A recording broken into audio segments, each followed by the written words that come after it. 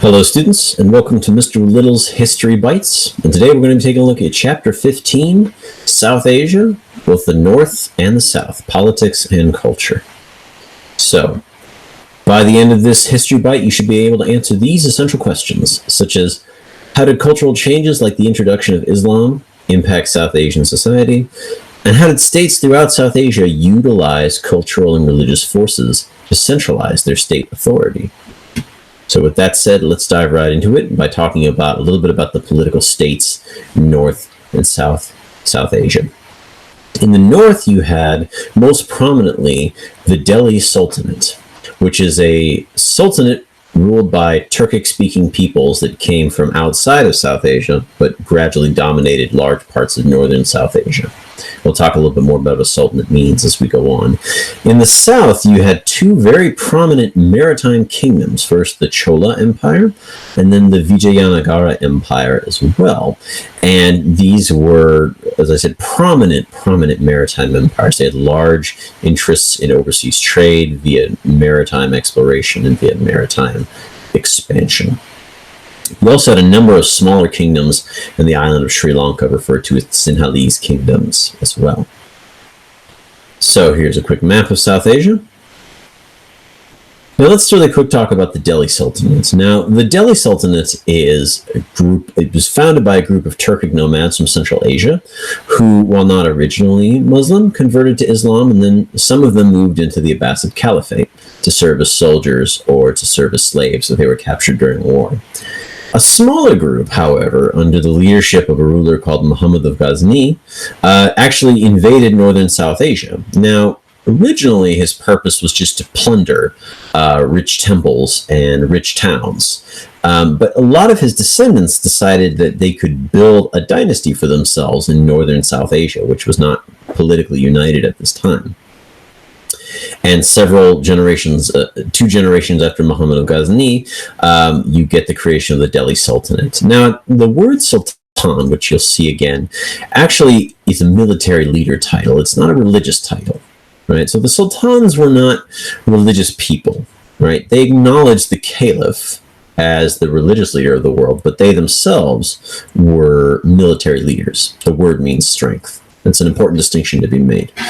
The sultans of Delhi attempted to solidify their rule through something called the Iqta system, in which they granted land in return for favors, and the land that was granted to their various lords, they were allowed to collect the taxes and raise armies from the people living on this land. If that sounds familiar, it's because we'll see other systems like that going forward.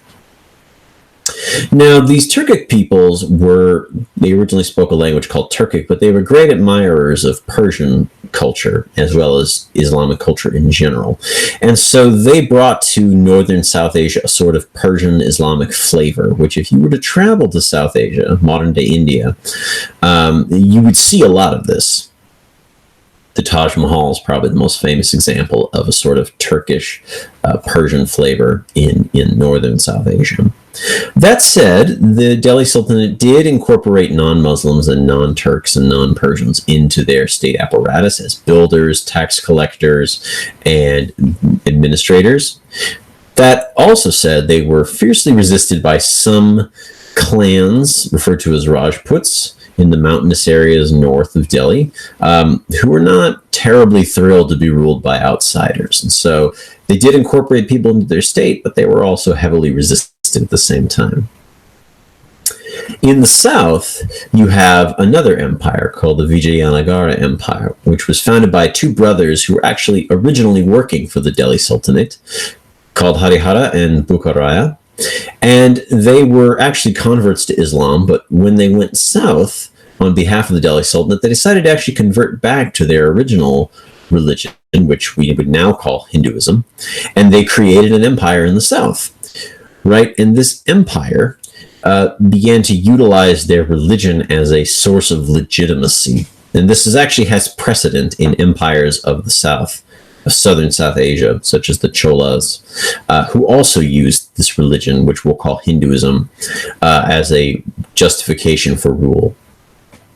The Vijayanagara Empire also built large temple complexes, such as at Hampi, which if you revisit today, it's this massive group of temples that just seemed to stretch into the sky. But they also built a large maritime empire, which also included colonies and territory in Southeast Asia, not just South Asia. They taxed and controlled the trade on spices, precious stones, and textiles produced in South Asia. And they were a major naval power. There are accounts of a navy that they built that was massive, that helped defeat pirates that existed in Southeast Asia. So they were a massive force. They did wage wars of expansion. They fought their neighbors to the north. And they also took these titles that literally translated to protectors of Hinduism. So the emperors of the Vijayanagara were also the protectors of Hinduism, which shows the connection between the religion and the legitimacy of the state. And while that may seem like they were fanatics for one religion, it should also be noted that they incorporated Turkic mercenaries who were not working for the Delhi Sultanate into their own army. It was said that most of their cannons were manned by Turkic mercenaries. And so there was lots of cultural give and take all over South Asia during this time. So let's talk a little bit about cultural changes. Perhaps the greatest cultural change in the north was the arrival of Islam. And as we talked about in the Chapter 13 History Bite, military conquests, Sufis, and merchants also played a role in getting people to convert. And by 1500, perhaps 25% of all of South Asia was Muslim. And to this day, the second largest country in the world by number of Muslims is actually India, which has a large Muslim minority. And so that fact is created during this time. Now, you might wonder why so many people were attracted to Islam in South Asia. There is a unique element here in that many individuals were attracted to the idea of a religion without a caste system, a kind of hierarchy. And we'll talk about that in just one second. But this idea of a religion with no caste system was very appealing to a number of people. And this is one of the appeals that Islam had, the idea of the promise of everybody being equal under God. However, it was not all peaceful. As I mentioned before, these Turkic nomads were conquering to create an empire, and the initial entrance of them into South Asia had been via raiding and plundering. And so there was a lot of temples that were destroyed in northern South Asia. These Turkic nomads saw themselves as what are called Ghazi, which are holy warriors who wage jihads against unbelievers. And as evidence of this, one of the early Delhi sultans actually built a mosque called the Qutb Mosque, which still stands today. But the entire mosque and the complex of the mosque is actually made up of destroyed Hindu, Buddhist, and Jain temples. And so, yes, Islam came peacefully, but it also came not peacefully. But it came, and it left an indelible mark that's going to continue to shape South Asian history going forward. Hinduism, which we have to talk here really quick about because I haven't talked about it yet, is perhaps the largest polytheistic religion in the world today. Although it does acknowledge a single life force of the universe, this force is not a god per se. It's just a force that created and holds the universe together. There are many gods. Among the most popular are Vishnu, Shiva, and Brahma. There's also a system of reincarnation, which is meant to purify the soul and make it ready to join with the life force of the universe. Among the very particular teachings of Hinduism, one that needs to be addressed here, because it plays a role, is something called the caste system, which is a form of social organization based on your occupation. It is inherited. And that means that if your father occupied a position on the caste system, you would also occupy that position, and it defines your occupation in society.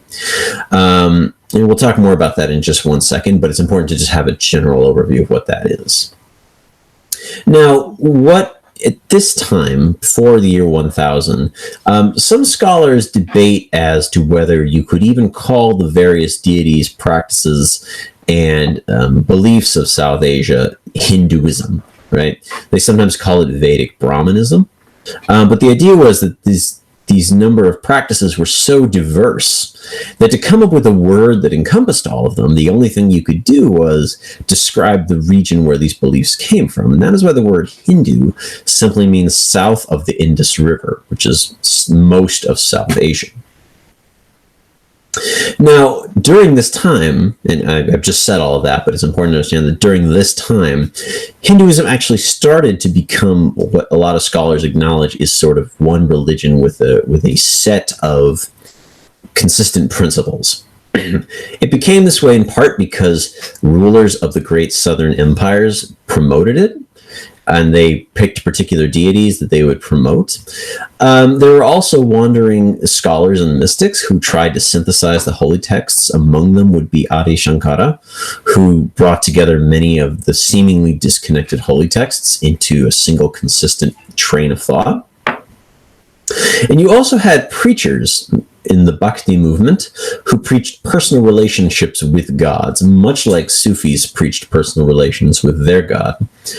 All of these together began to create a somewhat consistent religion that you could call Hinduism, in which people acknowledged the other gods as being part of their religion, whereas previously you might have had someone only acknowledging one god. You also have this caste system actually expanding to include the new people. So the incursion of the Turkic peoples, as well as Muslims in general, actually found their way into South Asian society via the expansion of the caste system. So, for example, Turkic warriors found themselves in the warrior class of the caste system, and Muslim merchants found themselves in the merchant class of the caste system. And so sometimes the caste system is perceived as a rigid hierarchy, but actually it's very flexible.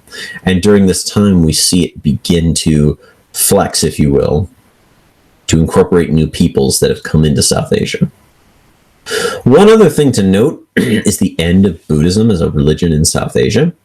Now, it was already in decline by the time the Turkic people showed up, but the arrival of the Delhi Sultanate really was sort of the end of Buddhism in South Asia. And from this point onward, Buddhism no longer plays a large role in South Asia. And so even though Buddhism began in South Asia, its home is really now in China. So I talked earlier in the chapter 14 History Bites about how Buddhism was becoming a Chinese sort of religion. And this is when that's kind of finalized, where Buddhism becomes an East Asian phenomenon and not so much a South Asian phenomenon. It does not mean there are not Buddhists in South Asia. It just means it no longer has the large cultural hold that it once did before the arrival of the Turks. Hopefully you can answer those essential questions. Thank you so much for joining me, and I'll see you next time.